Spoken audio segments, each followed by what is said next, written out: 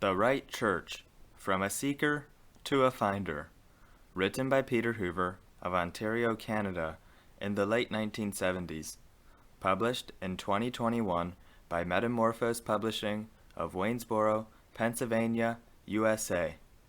Chapter 6 of 16, A Whirlwind. October.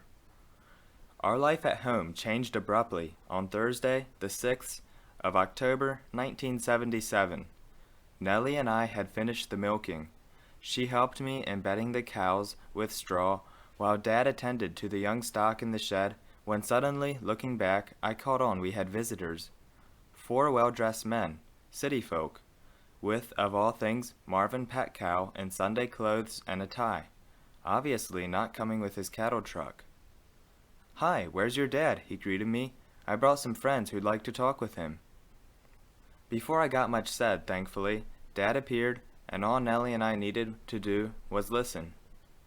"I'd like to introduce you, Elias, to a missionary from our church, Ernest Martins from Montreal, Jean Franco, a church worker there, and Jacques Villeneuve, a young man who would love to spend some time in an old order Mennonite community, just to learn how it works." I was all ears. Nellie and I shared glances. Ernest, the missionary, explained things further. A number of folk from Montreal, some from Trois-Rivières, and other places in Quebec, he explained, along with their leader, Jean Vanier, who is now working in France, would like to start a new Christian community in Canada. They would like to learn from you and your community, and if possible, Jacques would love to spend a month or so with you, if that were possible. "We thought," Marvin added, looking at Dad, "that you and your family would be just the ticket. We know you well, and we thought your model family seemed ideally situated to host this friend of ours from Quebec." Dad loved to accommodate visitors, and Mom enjoyed meeting all sorts of folk, but one thing Dad needed to explain: we're not much of a model family. We have our own set of challenges and problems just like everyone else. That being said, yes, if Jacques would like to spend some time here, he'd be welcome. Now looking to the intent young man, who had stood quietly observing the conversation, Dad asked him, "Would you like to spend time on our farm? Are you familiar with farming at all, or what is your experience in general?" Jacques looked at Ernest, who quickly translated everything that Dad had said to French. Then in French, Jacques responded, "I would love to work on a farm. I'm not familiar with your type of farming here in Ontario, but I've worked in the bush, in Quebec, and for the last year I was working with the brothers in France at a Carthusian community. There we did farming all the time, taking care of animals, and we had large gardens." Dad looked as startled as Nellie, and I felt, a guy living at our house that can't speak English? This'll be novel indeed, I told myself. "So you don't speak any English at all?" Dad asked. "How would we communicate?" "I am learning English," Jacques answered carefully, thinking of words as he spoke. "Can you help me?" Both Ernest and Jean, totally bilingual themselves, quickly assured us that Jacques was an eager student and was learning quickly. Both Nellie and I had already started to like him, a polite young man with raven black hair and a neat beard. Something in his face spoke of inner peace, perfect poise, while his demeanor spoke of a serious connection with God. It did not look difficult for us to share a room with him. We were glad that Dad agreed with the deal, and after they all left the barn to take Jacques' stuff to the house, we discussed the matter between ourselves. "I don't think," Nellie told me, "that Jacques will be at all like Sergei Gosselin, the other boy from Quebec that spent time with us 2 years ago." I agreed. Sergei found living on our farm extremely challenging. He came from Montreal and had never spent any time with animals before. "Remember the time Sergei helped us clean out the chicken house?" We laughed, remembering. He told us he came to leave the pollution of the big city behind, only to walk into the worst pollution, the most horrible smells he had ever experienced in his life. "The lingering question I have," I told Nellie, "is how things are going with Sergei right now. He's part of a really strange Pentecostal communal group, and when he was here he was already talking about escaping Canada and going with some really wacky cult leader down to Guyana in South America. I just noticed in the paper last week that it's actually happening. Many hundreds are moving down there as we're speaking. What I remember best, Nellie told me, is what Sergei told us of Bible prophecy. He said the leader of the group he's part of had a vision from God. A Bigfoot is soon coming down on top of North America, squashing everyone. Only a few will escape, slipping out under the Bigfoot's heel. These, Sergei said, will be the ones from Quebec, and more will escape, slipping out between the Bigfoot's toes. They'll get out through California. How do we know if that's true? I wondered out loud. So many people say so many things. Some talk of the rapture. Some are all excited about the Jews restoring Israel. Then others, like Uncle Cider, talk all day long about how the 1,000 years are happening right now, and the end of the world could happen today. What's a person supposed to believe anyway? So many weird things happening, and so many disagreements, Nellie agreed. But there has to be a right way, somewhere, somehow, don't you think? There simply has to be. We know God is real. We know His Son came to tell us the truth, I told Nellie, while we walked back to the house. But we won't get it all figured out yet tonight, and now we'll have to see how things are going with our guest.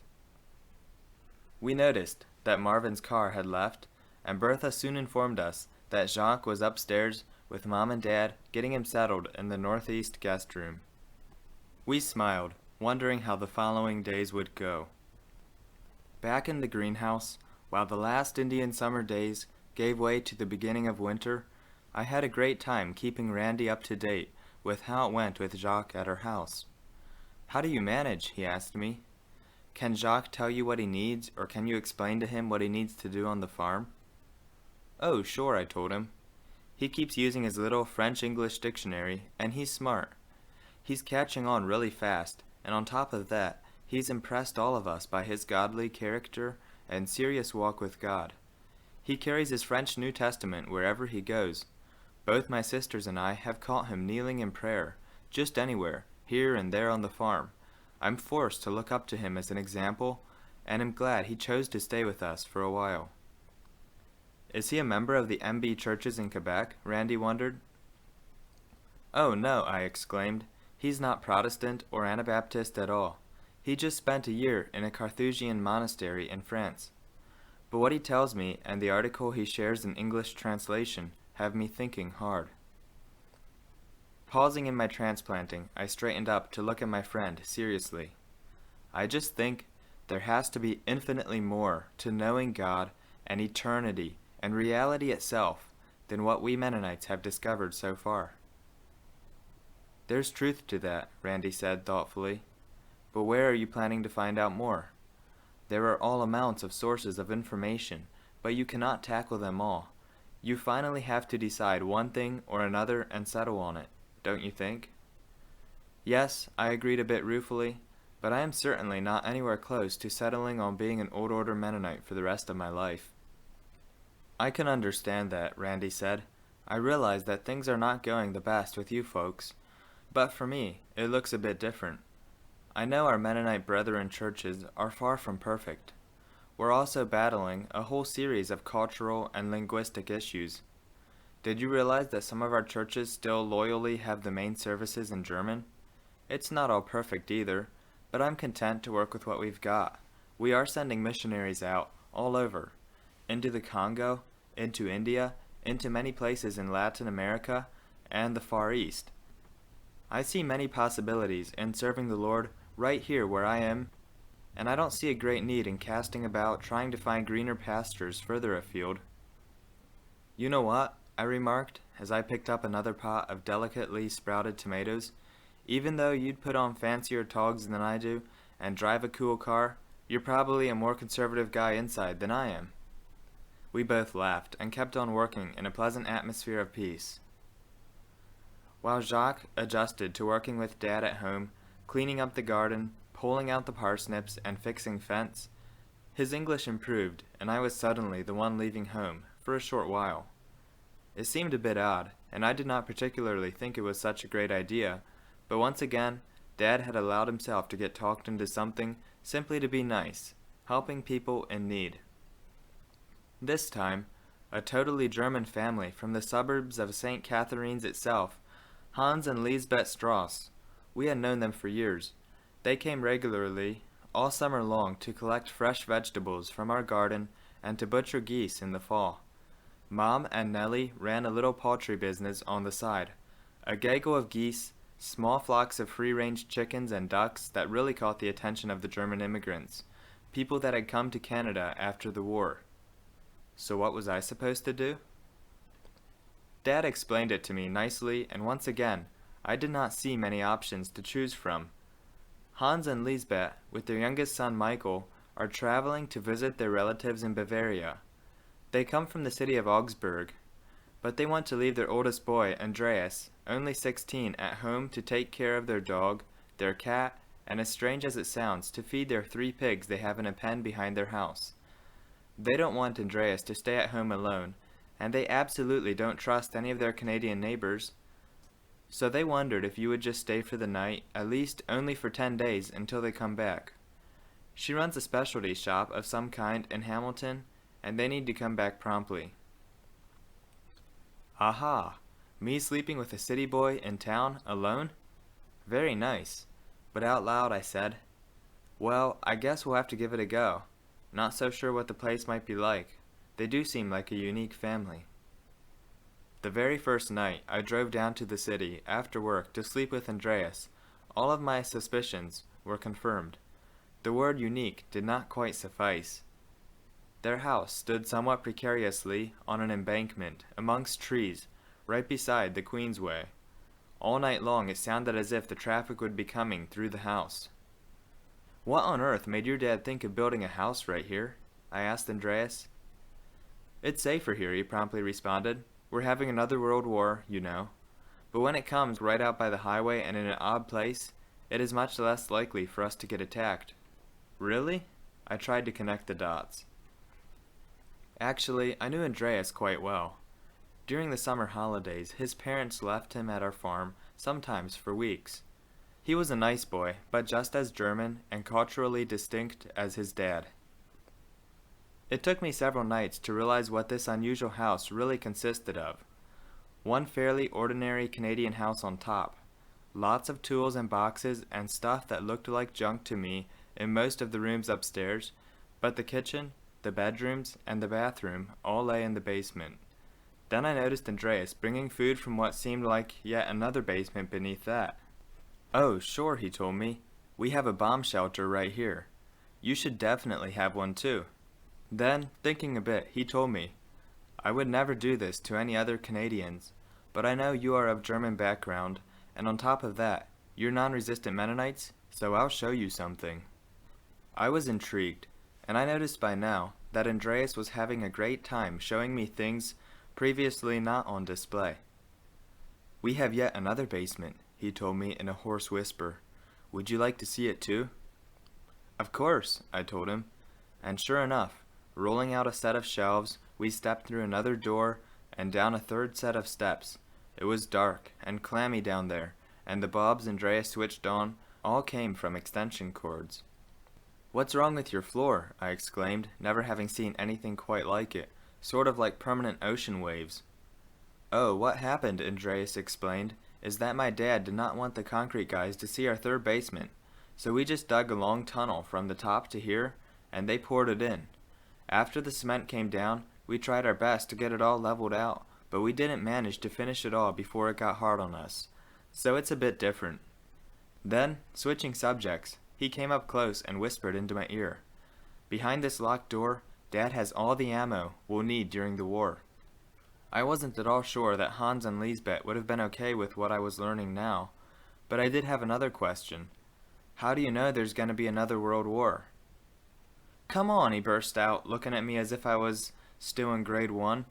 Everyone knows that the Führer is still very much alive. What the Allies say about him and how they killed him is nothing other than just one huge conspiracy. He's only 88 years old and is still doing exceptionally well.